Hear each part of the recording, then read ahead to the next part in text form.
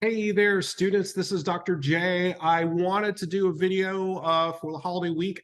I actually had something a little more elaborate planned, but I do apologize. I've been sick the last few days. I'm finally feeling better, and just catching up on a couple of things. But it's been a rough weekend to say the least.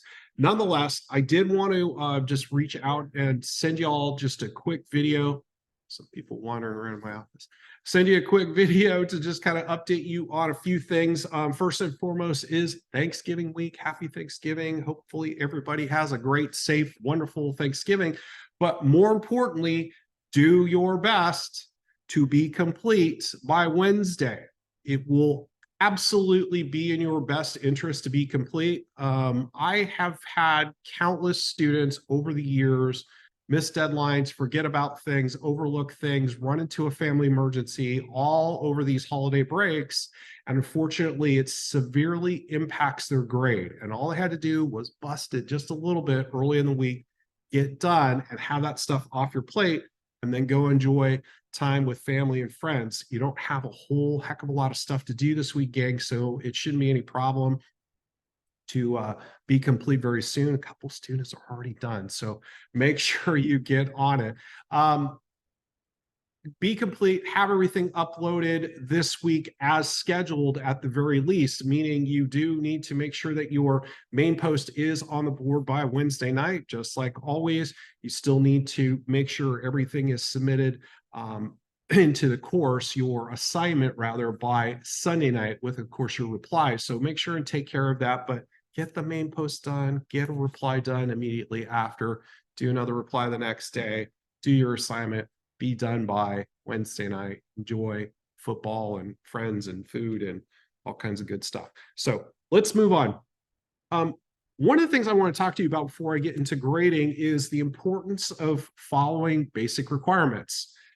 And we could say that's important in a lot of aspects, right? But in healthcare, isn't it important to always follow the directions, always follow the policies and procedures? You know, when you go to work for a hospital, for example, certain things that you have to do just as an employee, right? You have to clock in, you have to park in a certain place, you have to wear a certain uniform, you have to have your badge on, all those types of things. Those are maybe some of the basic requirements to just having your job.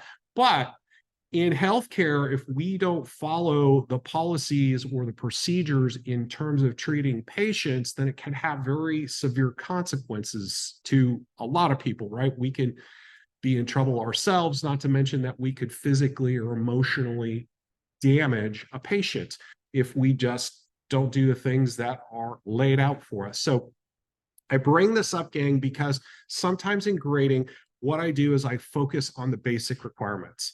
I say to myself, here is a list of rules that students were supposed to follow this week in completing these submissions. Did they follow them or not? So if you lost points this past week, it was probably because of one of two things. You didn't meet some of the basic requirements, or you didn't submit as it was assigned. That's it. You didn't follow the rules of the game. And I don't say this to beat you up, but I want you to start thinking about it in these terms, okay? So think about it like this. There's a lot of things in life that if you were to participate in or to be asked if you want something, you might be conditional with that, right? Like, for example, if I said, hey, Joe, I've got a bunch of extra furniture. I've got a bunch of books that I'm giving away. Would you like some books? You think to yourself, well, I like books, but you say, well, okay, yeah, I'm interested, but what kind of books are they? Because if I'm giving away a lot of like science fiction books and you hate science fiction, it's not worth your time, right?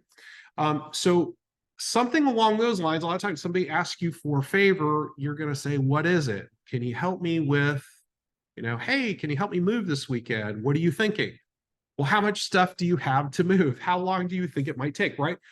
I'm not saying we're bad people, but I'm saying a lot of those times when we're asked about something, it comes with some type of follow-up question or a condition, if you will, right? But let me ask you another question. What if I say, do you want some free money?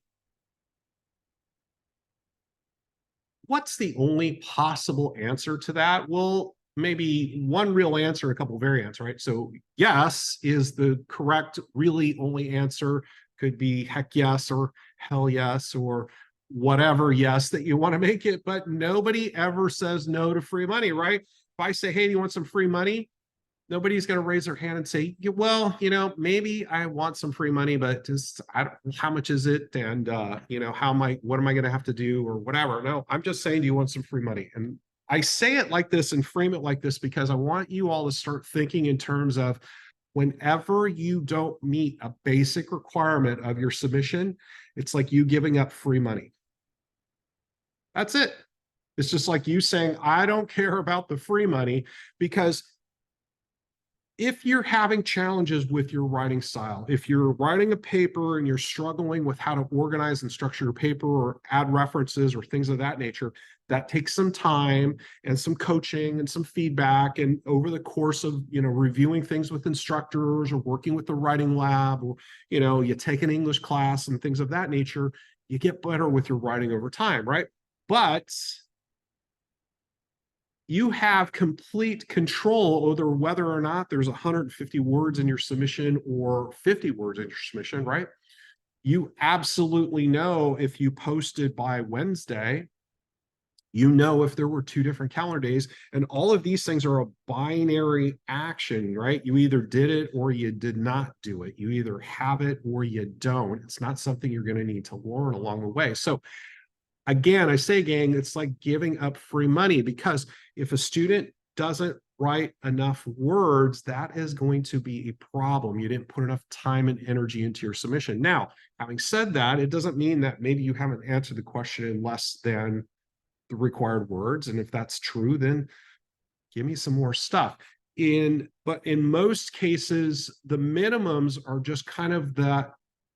It's just kind of that. It's the minimum. It's the bare minimum expectation, and you just barely covered the topic. So expand your ideas a little bit, but more often than not, what happens is the students write much less than the minimum that's required, and that's like giving up free money. So make sure you're always doing the things that you have complete control over like that.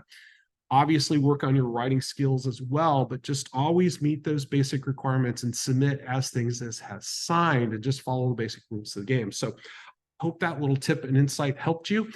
This is Dr. J. I do wish you a wonderful Thanksgiving this week. It will be mostly available until Wednesday at about noon. I'm going to be checking out. I will be periodically grading submissions as they come in, but in terms of if you have questions or things like that, make sure and get them to me ASAP. Have a great week. Look forward to grading your submissions this week.